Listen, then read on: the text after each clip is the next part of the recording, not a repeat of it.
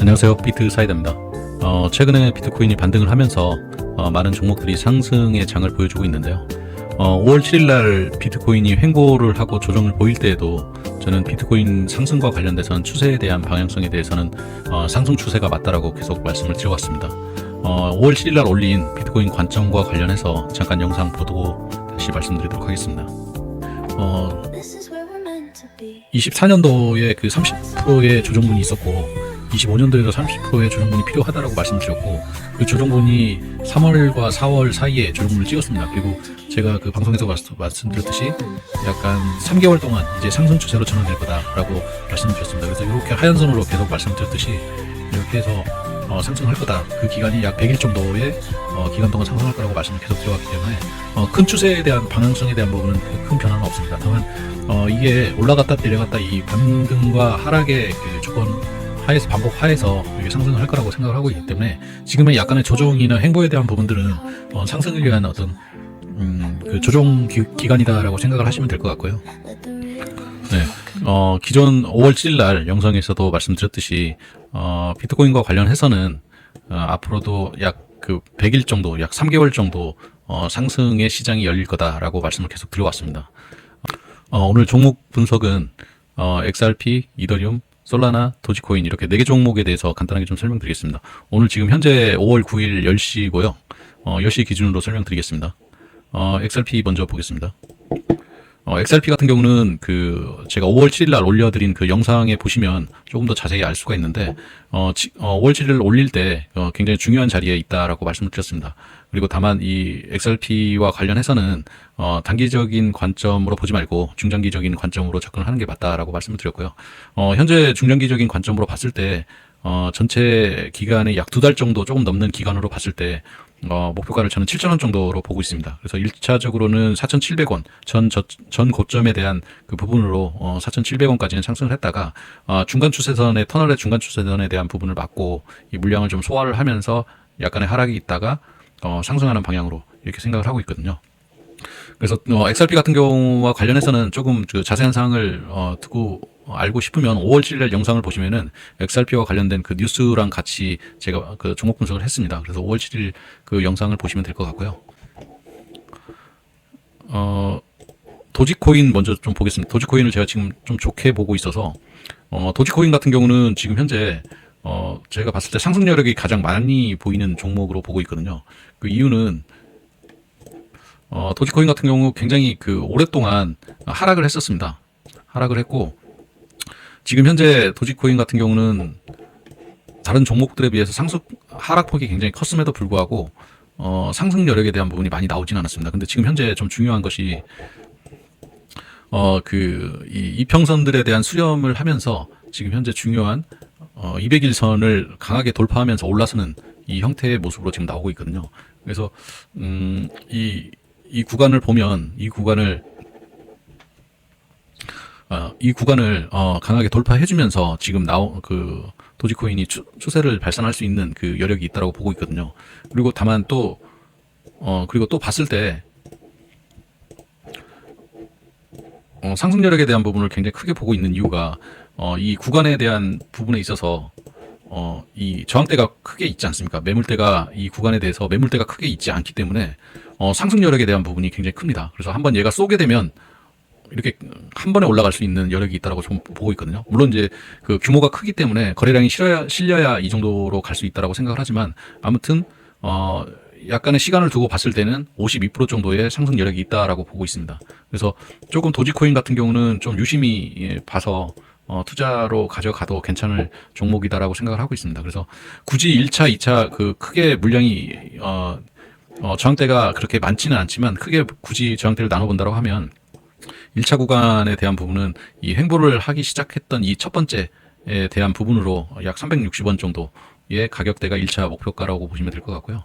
2차 같은 경우는 그 도지코인이 상승을 해서 이렇게 횡보를 하고 있었던 그 고점에 대한 부분으로 450원 정도로 2차 목표가를 가져가는 게 가져갈 수 있다라고 생각을 하고 있습니다. 앞서 말씀드렸지 수렴에 대한 구간과 이 매물대가 없다라는 이 구간에 대한 부분으로 굉장히 가볍게 날아갈 수 있다라고 보고 있기 때문에 좀 유심히 볼 수 있는 종목이 아닐까라고 생각을 하고 있습니다. 그래서 도지코인 같은 경우는 이렇게 생각하시면 될 것 같고요.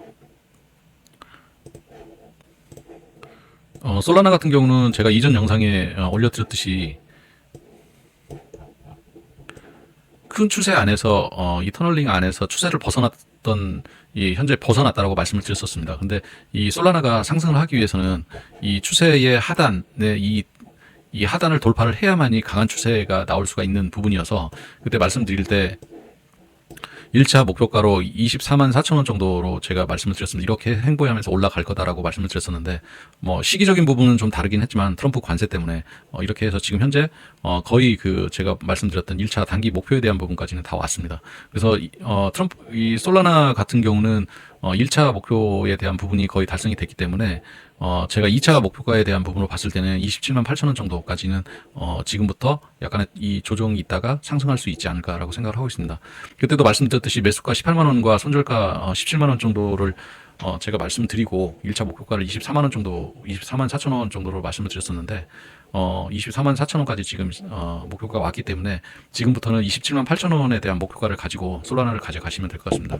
그리고 솔라나 같은 경우는 최근에 민코인들이 지금 반등을 하고 있어서 민코인이 반등을 할 때 같이 올라가는 게 바로 솔라나거든요. 왜냐하면 민코인의 대부분들이 솔라나 기반으로 민코인들이 많이 만들어진 종목들이어서 민코인이 장세가 일어날 때는 솔라나가 같이 간다라는 점으로 봤을 때는 27만 8천 원까지는 단기적으로 오르지 않을까 이렇게 생각을 하고 있습니다. 그래서 솔라나를 가지고 계신 분들은 1차 목표가 이전 영상에 말씀드렸던 이 가격 외에 27만 8천 원까지 2차 목표가로 가져가시면 될 것 같습니다.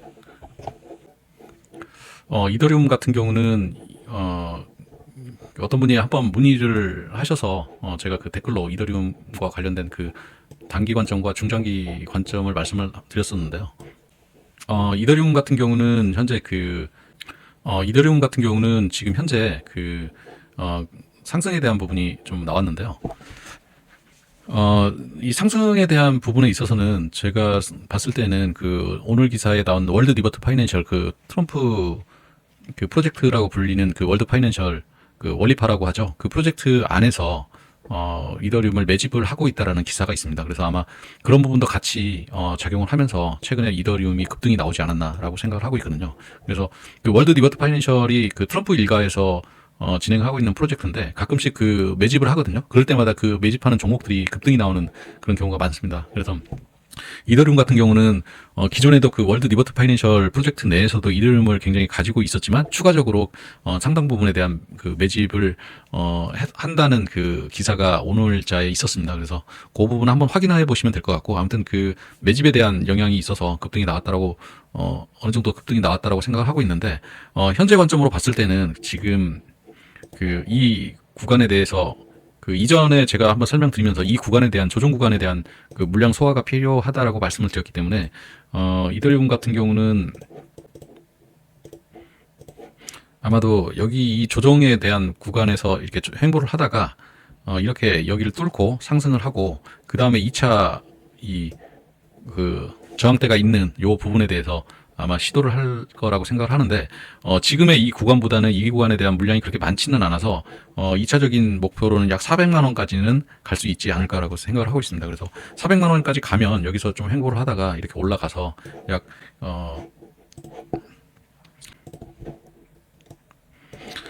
장기적으로 봤을 때는 약 470만 원까지 갈 수 있다라고 보고 있습니다. 다만 여기에도 물량이 굉장히 많이 모여 있기 때문에 이 물량에 대한 소화가 좀 필요한 부분이어서 일단은 1차적으로는 이 구간에 대한 물량 해소가 이루어진다라고 했을 때는 400만 원까지는 갈 수 있지 않을까라고 생각을 하고 조금 중장기 관점으로 봤을 때는 470만 원까지 갈 수 있다라고 생각을 하고 있습니다. 다만 이더리움에 대한 부분은 저는 조금 조심스럽게 생각을 하고 있는데 왜냐하면 이더리움에 대한 입지가 예전처럼 그렇게 좋지는 않습니다. 솔라나라든지 다른 메인넷을 가지고 있는 종목들이 굉장히 시장을 많이 지금 이더리움 시장을 뺏고 있기 때문에 이더리움 시장에 대한 부분들이 좀 많이 좁아지고 있다라고 생각을 하고 있고 그때 이더리움 관련돼서 종목 분석 요청하셔서 제가 이더리움 관련해서 잠깐 내용 남겨드렸는데 그때도 말씀드렸지만 이더리움은 장기적인 관점으로 봤을 때는 속도나 수수료에 대한 그 이슈가 해결되지 않고서는 이더리움이 옛날처럼 그 이더리움의 어떤 상승이라든지 대표적인 그런 모습을 가져가기엔 굉장히 어렵다라고 판단을 하고 있어서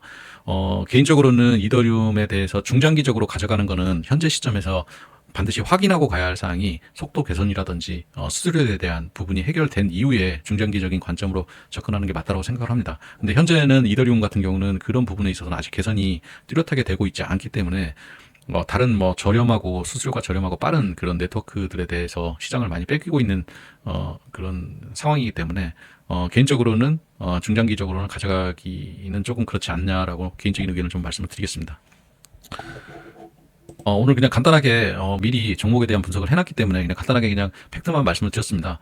그리고 비트코인과 관련된 관점은 계속 제가 3월, 4월 달부터 계속 말씀드려왔듯이 상승에 대한 여력에 대해서 계속 말씀을 드려왔습니다. 그래서 약 3개월 정도 상승이 있을 거다라고 했는데 지금 일정 기간 이렇게 제가 말씀드렸듯이 이 구간에 대해서 일정 기간이 지났기 때문에 제가 봤을 때는 그때는 102일 정도였으니까 한 2달 반에서 최대 3개월 한 2달 정도에서 2달 반 정도의 상승에 대한 부분은 아직까지 저는 그렇게 보고 있기 때문에 작은 그 어떤 조정에 대해서 흔들리지 마시고 그런 부분에 있어서 현물을 하시는 분들은 홀딩해서 일단 가져가시고 이 상단에 대한 부분까지는 가져가시는 게 좋을 것 같습니다. 현물 기준으로 했을 때는 약 1억 9,500만 원, 거의 2억 원 가까이 저는 갈 거라고 생각을 하고 있습니다. 최근에 제가 그 종목에 대한 분석 을 하면서 실시간 방송을 좀 키고 이렇게 진행을 했었는데 워낙 이제 구독자가 없다 보니까 워낙 안 들어오셔서 방송을 실시간 방송을 못 하고 있습니다. 그래서 그냥 지금은 그 종목 분석 형태로 지속적으로 그냥 영상을 남겨드릴 테니까요. 궁금한 종목 있으면 댓글 남겨주시면은 제가 종목 분석 영상으로 이렇게 지속적으로 남겨드리도록 하겠습니다. 네, 다들 성투하시고요. 네, 오늘 여기까지 하겠습니다. 네, 감사합니다.